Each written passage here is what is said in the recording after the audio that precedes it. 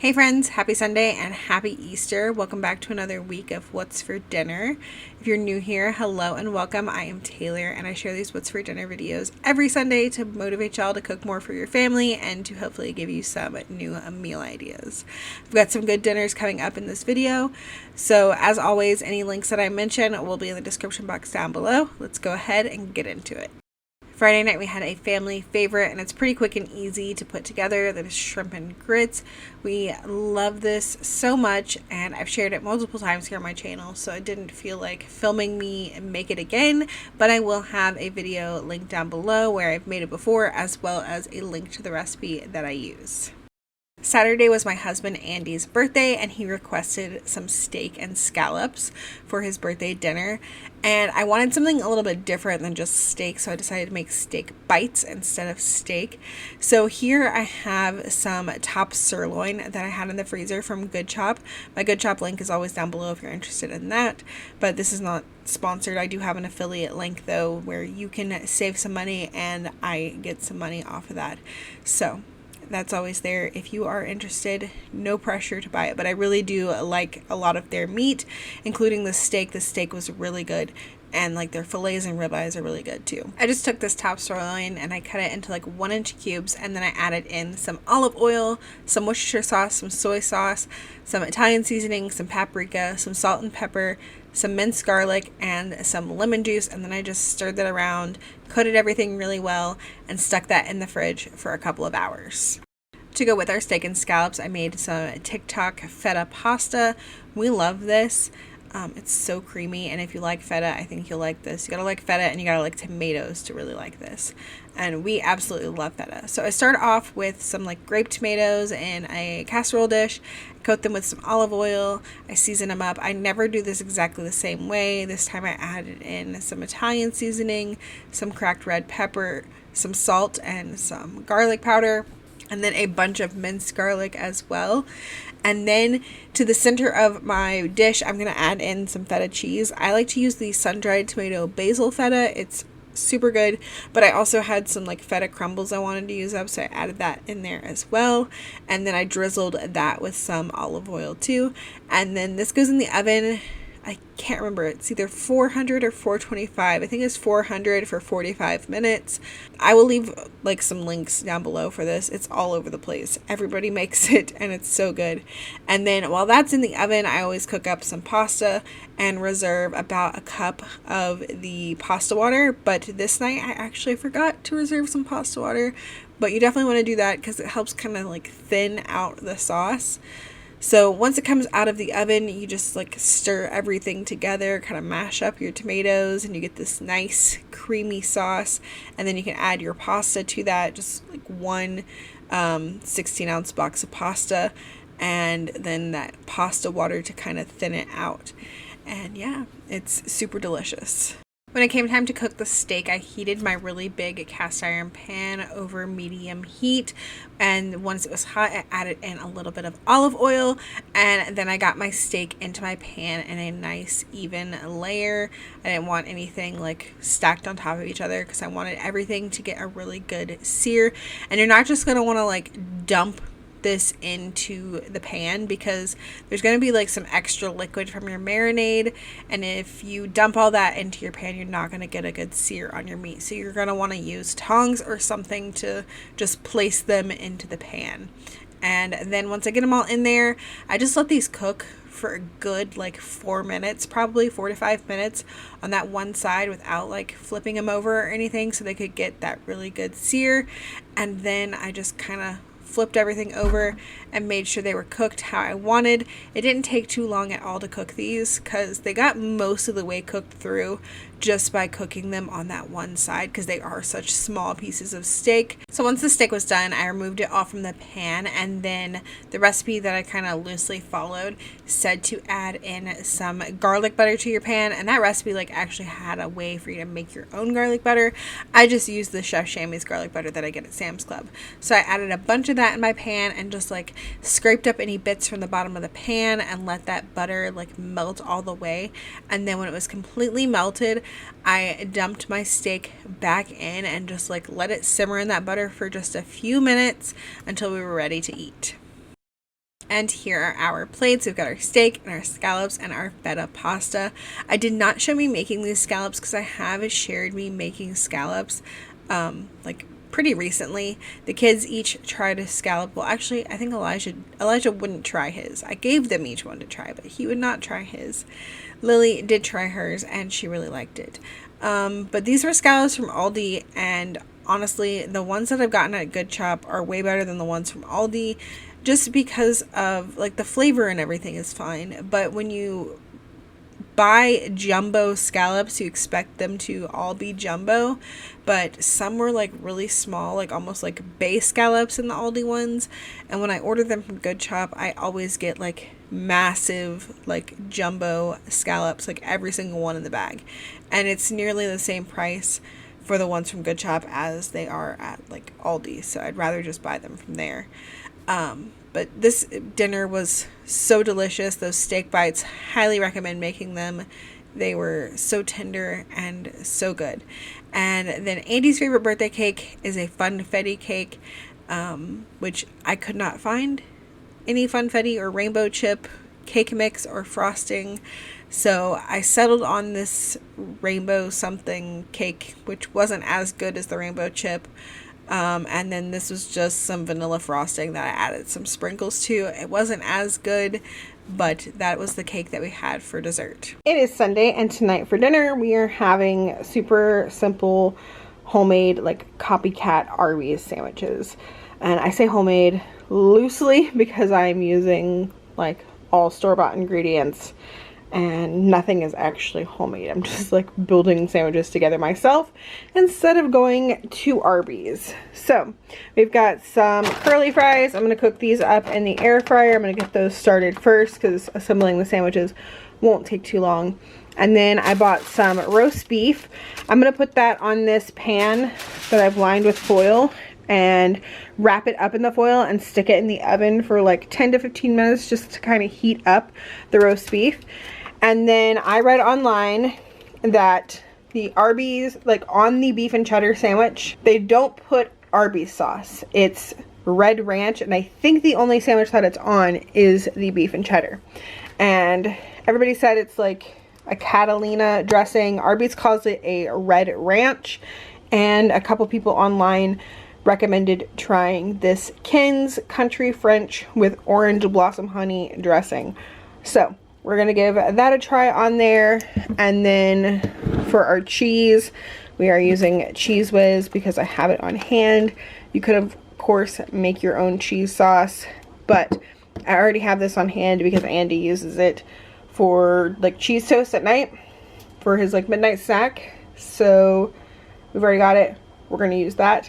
And then I've got some onion buns from Kroger. This is the whole thing that like inspired the dinner because I found these on markdown for 79 cents and they have been in my freezer and I want to use them up. So we're gonna have it on these onion buns. And then I think I have some horsey sauce and some Arby's sauce in the freezer, not in the freezer, in the fridge. And I'm gonna pull that out as well because I always put Arby's and horsey sauce on my sandwiches. So if I have some, I will be doing that as well. But I'm gonna go ahead and get the roast beef on here and in the oven and my curly fries in the air fryer.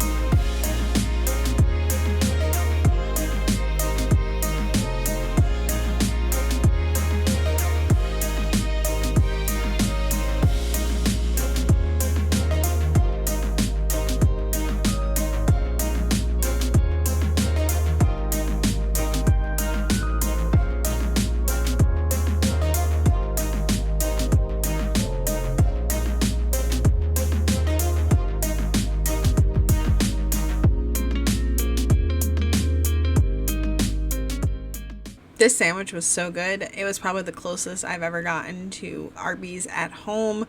The Cheese Whiz was just right, and that dressing was perfect. And then I had the Arby's sauce and the horsey sauce in the fridge, so that made it even better. The kids even loved it so much. I didn't even give them the option of not having it with the sauce and stuff. I think in the past when I've made this, they've just eaten like meat and cheese on their sandwich. Even when I've tried to make like the Red Ranch from scratch or Arby's sauce from scratch, like they've never tried it, but they said it was delicious. They said the sauce on it was delicious.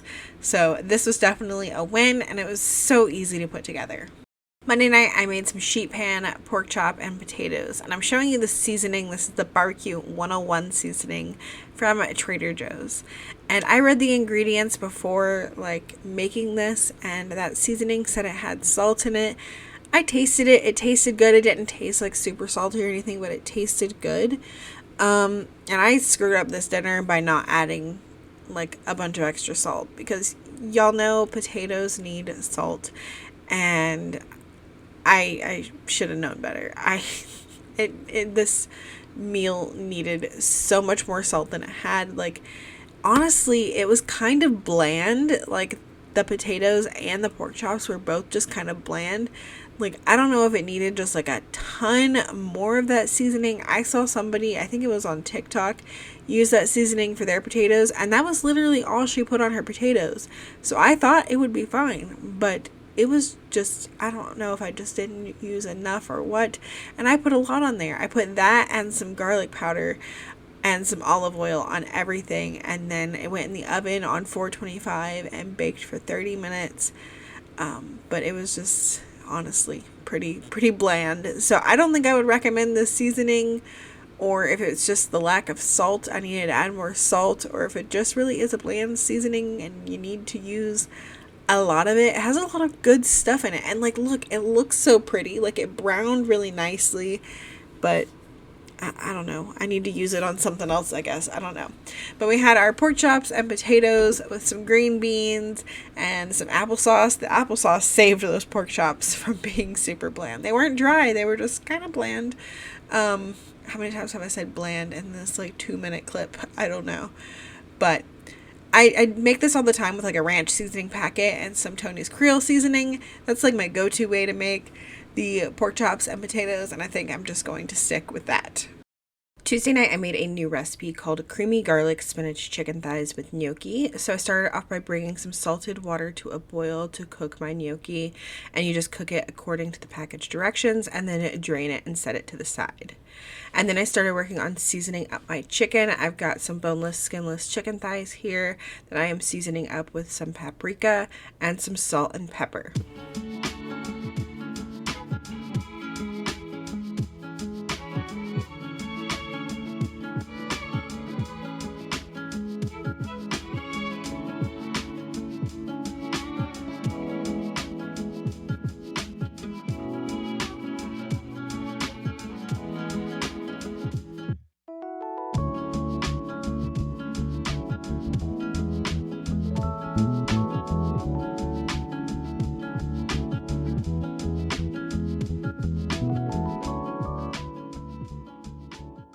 Then I melted about 2 tablespoons of butter in my big cast iron pan, and then I got my chicken breasts in there and let them cook on the first side for about 5 minutes, and then the second side for about another 5 minutes, just until they were cooked all the way through.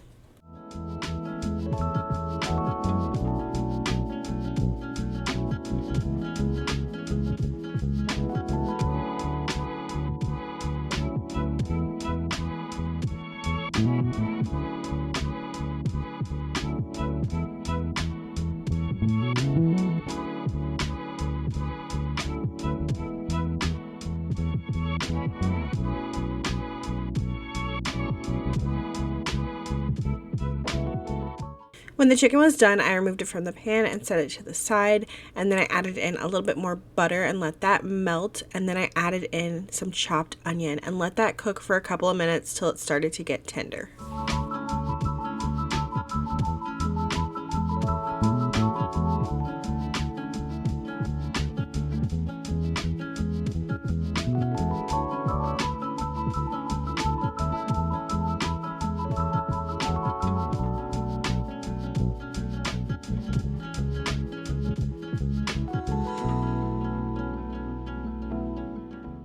Once my onions started to get tender, I went in and added some minced garlic and some Italian seasoning, and I just let that cook for maybe about 30 seconds, just until it got nice and fragrant.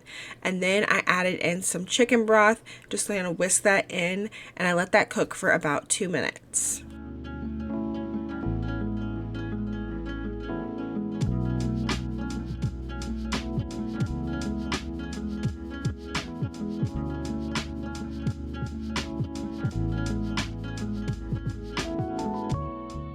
Then I whisked in some heavy whipping cream and some shredded mozzarella.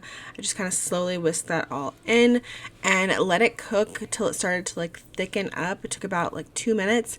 And at this point, I also tasted it to see if I needed to add any more salt and pepper. I don't remember if I added any more salt, but I know I added some pepper to it.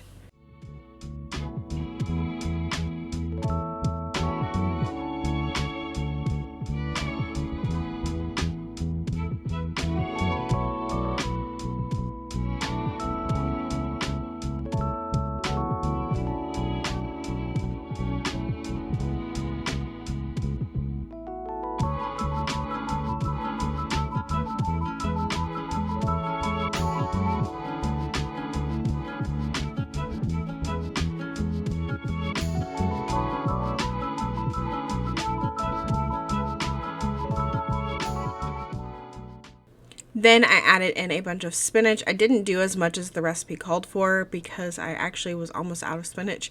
So I just did the little bit that I had left. And then I also stirred in my gnocchi. And then I let this cook for about 2 minutes till my spinach was nice and wilted. And then the recipe says to add the chicken thighs back to the skillet.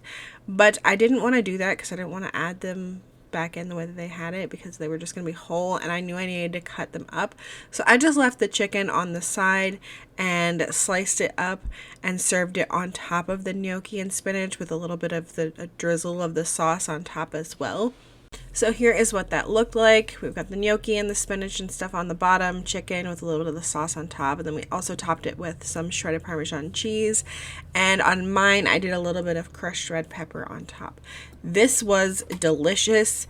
We loved it. Even the chicken, even though it was just like salt and pepper and paprika, it was so good. And the creamy sauce was delicious as well. Highly recommend it, and I will definitely be making it again. Wednesday night, I make something that I make pretty often, and that is lemon pepper salmon. I made it in the air fryer. I will leave a video down below for where I made it recently. I served it with some zucchini that I seasoned with some Badia Complete seasoning, and then just some garlic Parmesan couscous, which I also make often, and I will have a video linked down below for that as well. It's definitely a family favorite, and it's so easy to put together. Like, this meal took me 20 minutes to make. Thursday night, I made a crock pot meal, and this is a chicken enchilada casserole. I've made it many times, and I knew it would be something quick and easy to put together and something that my family would definitely like. So I just seasoned my chicken with a little bit of taco seasoning. The original recipe does not have you do this, but I find it adds a little bit more flavor. So add some taco seasoning on about 1.5 pounds of chicken breasts, and then I add on some enchilada sauce. You want to do about 30 ounces of enchilada sauce. You could use one big 28-ounce can. I didn't have one of those, so I just used 3 10-ounce cans, and yeah, it's a little bit more sauce, but it's okay. And then you just put the lid on this, cook it on low for like 6 to 8 hours. After the 6 to 8 hours, you just want to go in and shred up your chicken really well. So Thursdays are pretty much probably going to be crock pot meals from here on out, or maybe even leftovers some nights. The kids have started a martial arts class. It's I think Tang Soo Do is the name of it. And they are doing that Thursday nights at 6:15 p.m., which is right when we'd usually be eating dinner. And the place that we go to is like 30 minutes from our house, so like the drive there and then the drive back. So by the time we get home, it's like 7:30, and nobody wants to eat before we leave at like 5 something. So having a crock pot meal to come home to has been great. This is the second week that they have been, and having a crock pot meal to come home to and not have to do much to when I get home has been great. So when I came, I'm shredding this chicken when I came home at 7:30, and then to this I'm going to add some cut up corn tortillas. You just take 10 corn tortillas, cut them up, and then you add in some shredded cheese, stir that all together, and then add some more shredded cheese on top. Let this sit for like 15 minutes, and then it's good to go. You're ready to eat dinner. So when I got home, it literally took 20 minutes, like 15 minutes, and we were ready to eat dinner. And it's a lot better than having to come home and like actually cook dinner or spend a lot of money on eating out. So from Thursdays on, you're probably just going to be seeing crock pot meals. So if you have any like crock pot meals you'd like to see me try, you can link them down below, send them to me on Instagram, send them to my email address, because you can get tired of eating the same old stuff in crock pots. So let me know if you have any recipes you might want to see me try or that you think my family would really like. So here's what this looks like after like the 10 minutes of letting the cheese melt. So after this, you're just ready to serve. The original recipe also had you add black olives when you added like the cheese and everything. You could add some black olives to the top. My family doesn't like black olives except for me, so I never do that. Sometimes I will add some like to my bowl. Sometimes we'll also add like some sour cream and whatnot. So you can really top this like with whatever you wanted to. But since it was a late night, we just kept it simple and just ate this, and it is delicious. And that is going to be it for this week's What's for Dinner. If you're watching this on Easter Sunday, I hope you have a great rest of your Easter Sunday. And if you're watching it after the fact, I hope that you had a great Easter. But that is going to be it for this video. I hope that you guys enjoyed it. Make sure you leave me a thumbs up, and I will see y'all in the next one. Bye.